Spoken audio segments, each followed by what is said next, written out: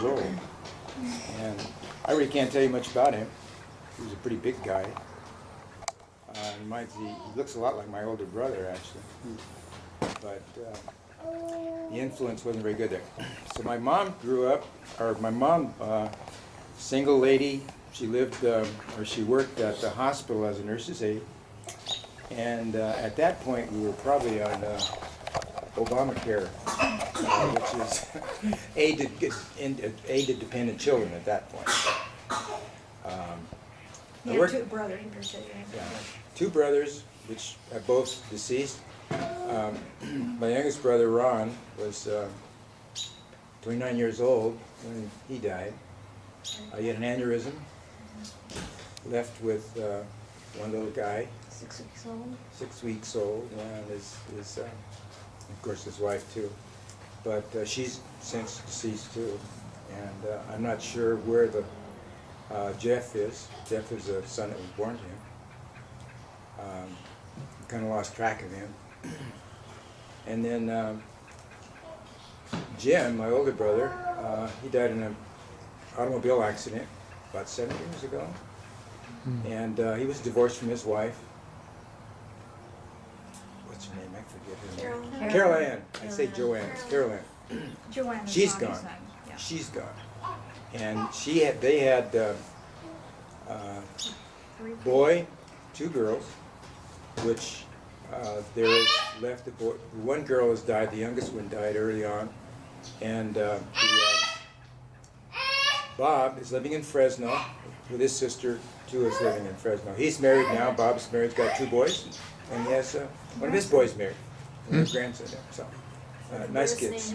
Church. It's Bob Burris. And he goes to the church up in Fresno, very faithful. He's a deacon, in fact, in the Southern Baptist Church, doing a tremendous job. Great guy.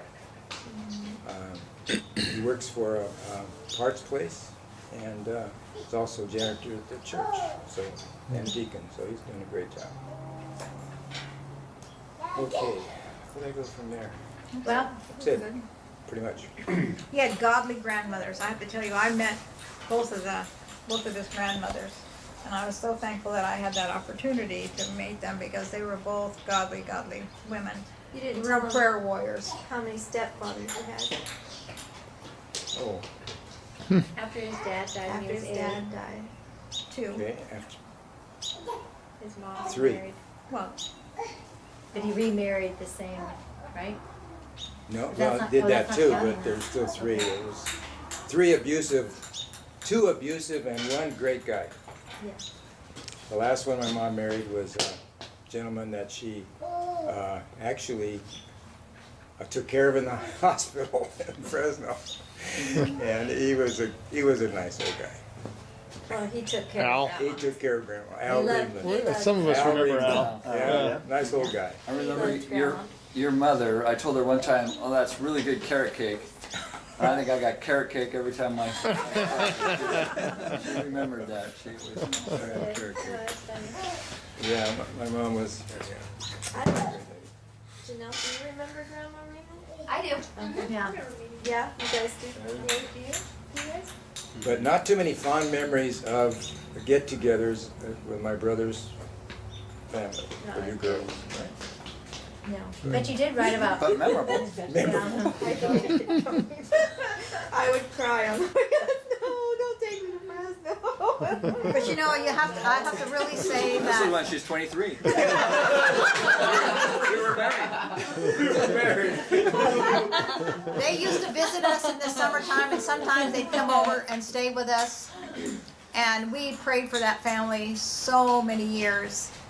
And when those 2 of those kids in their older life, they both became Christians. And I'm telling you, they were just not nominal Christians. They're very active in their church. She's involved with, Women's ministry. she does women's ministry in her church, and then Bob's a deacon. And so, you know, we just feel like our prayers have really been answered in that family, and they are raising their children as Christians. You know, it's just a good thing. So, you know what? There's always hope, isn't there?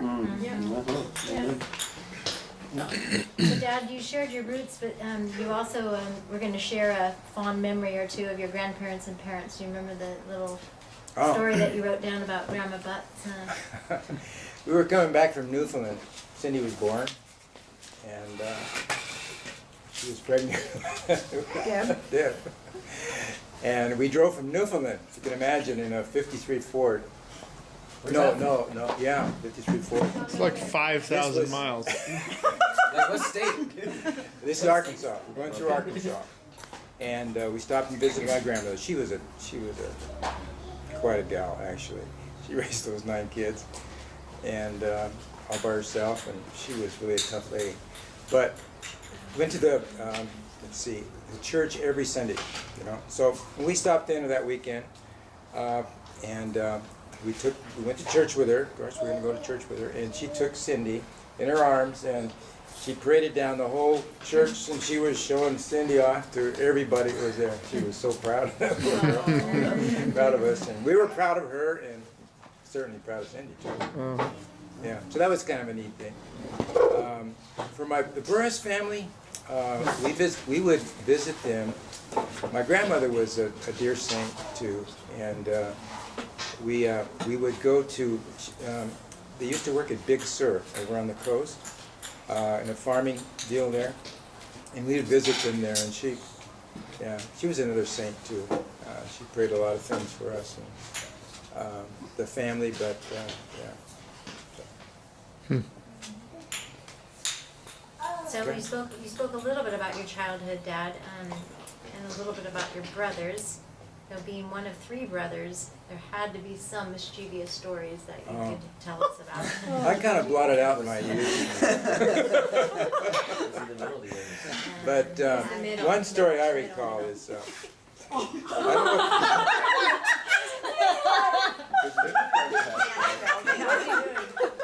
Just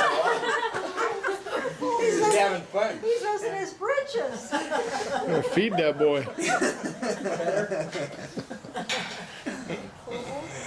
Well, let's see. One incident I recall is, I don't know if you guys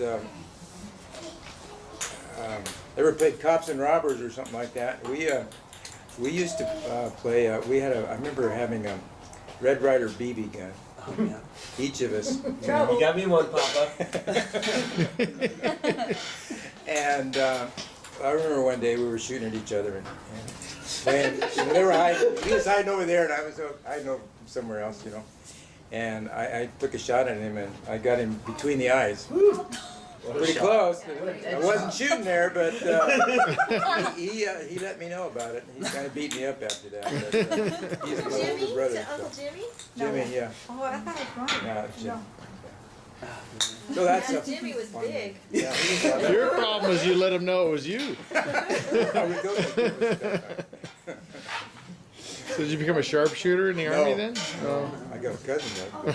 How tall was your younger brother? He was like 6 what? Oh, he was 6'6". probably. 6'6". Well, his dad was 6'5". Now, my younger brother was taller than Jim. And then Jim was like Jim was 6. about Then we got to get out of here. Yeah, You guys could have grandkids that are 6'6". His father was Maybe 6'6". 4'5". We're hoping. It's like I see everything in there. Called you You told us a little bit about when your dad. Yeah, and then there's one boy, right? That's something you would see in the second generation. Okay, what? I said, so Dad told us a little bit about Genetics expert. when his father died. Maybe you could just tell us the impact this had on your life. And you said you had a few stories in here of how you went to the hospital. And Well, my father died, like I said, I was about 8 years old. What I recall a lot is him laying on the couch in the living room, gasping for air. Oh. That's a lot of what I remember. And then, when he went to the hospital the last time, we'd go up to the hospital, and there was a window that he would peek out of, and we would look up there, and that's all we could see. And I don't know, when you say what impact it had on your life, it's just hard to tell, because after that, when there's no father influence in your life is different. Yeah. when you're living in a feminine household, you got 3 boys, and you got a mom that's trying to deal with 3 guys, and you get to throw in a stepfather or 2, that doesn't work too well. Yeah, it creates some issues in your life, and what you deal with as best you can. Yeah, his dad died with rheumatic fever, and it affected his heart. So, and then Floyd had rheumatic fever when he was in 8th grade. Oh, it's stealing the story. Oh, sorry. Sorry.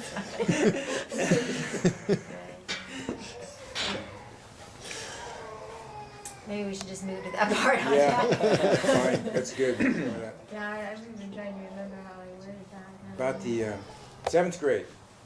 Oh, 8th grade. Eighth As I grade. recall, you skipped a lot of school in 8th grade. Dad, tell us about that. Yeah, I went to 8th grade basically out of the hospital. Rheumatic fever in those days was something, all they did was give you bed rest. So they put me in the hospital. I'd stay there for a month, 2 months. Then I'd go home, stay about a week or so, back in the hospital. But I had tutors during that time, so I finished up junior high, 8th grade, graduating in June.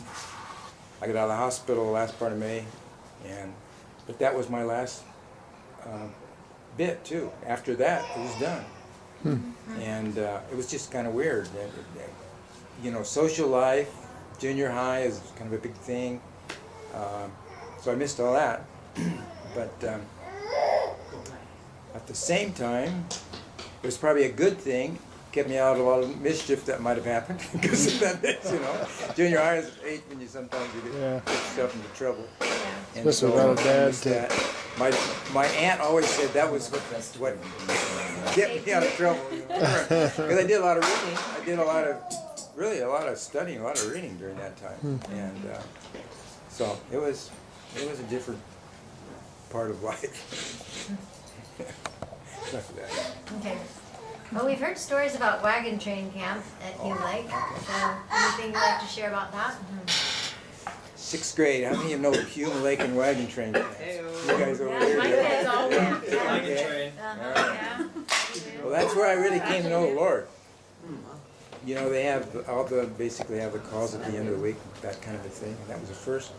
I don't know if they still do, but at that time, they asked you to commit yourself and your life to God, and I did. That doesn't mean I was always square, but at the same time, that was the initial beginning. And I had a next door neighbor, a gentleman, an older gentleman, great guy, Uncle Ralph, like you call him. And he would take me to the church at the Nazarene church. And that's where I really spent most of my early life as just Christian, going to the Nazarene church. And after junior high, I was into high school, and there is where I played a lot of inter sports. Where church groups have little sports things. So that's the only sports I could play, because in a sense I never could really go out for. I always kind of a thing about the heart thing, the rheumatic fever, you know, heart murmur. So you can't really do much in that realm. So I had to play it pretty low in that regard. So Who sent you to camp? Who paid for that? the church, actually, because my mom just sure didn't have it. Sure. Yeah, somebody